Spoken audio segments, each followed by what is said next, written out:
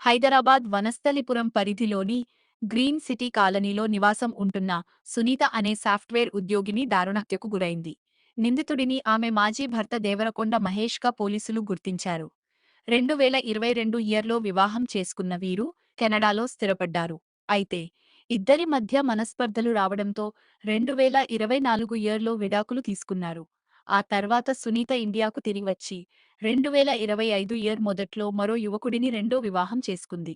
ప్రస్తుతం ఆమె work from home చేస్తూ 3 నెలల గర్భిణిగా ఉంది.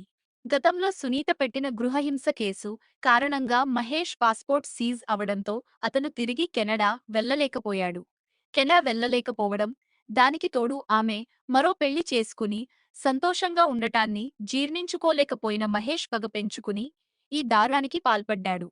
నిందితుడు మహేష్ సోషల్ మీడియా ద్వారా సునీత అడ్రస్ కనుక్కుని 2 నెలల క్రితమే హైదరాబాద్ వచ్చి హాస్టల్లో ఉంటూ రెక్కీ నిర్వహించాడు. బుధవారం మధ్యాహ్నం సునీత ఇంట్లో ఒంటరిగా ఉన్న సమయం చూసి తన వెంట కత్తులు, రంపం మరియు ఒక పెట్రోల్ డబ్బా తీసుకుని లోపలికి ప్రవేశించాడు.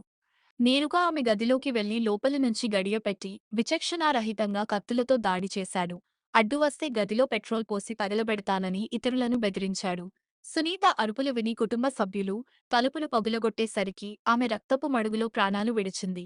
సమాచారం అందుకున్న వనస్థలిపురం పోలీసులు వెంటనే అక్కడికి చేరుకుని వాష్రూంలో దాక్కున్న నిందితుడు మహేష్ను అరెస్ట్ చేశారు. పగ, ప్రతీకారం ఒక నిండు ప్రాణాన్ని, అది కడుపులో ఉన్న పసికందును ఎలా బలి తీసుకున్నాయో, క్షణికావేశంలో పెంచుకునే కక్షలు రెండు కుటుంబాల్లో పూడ్చలేని విషాదాన్ని నింపాయి. వనస్థలిపురం పోలీసులు ఈ ఘటనపై మర్డర్ కేసు నమోదు చేసి లోతుగా దర్యాప్తు చేస్తున్నారు.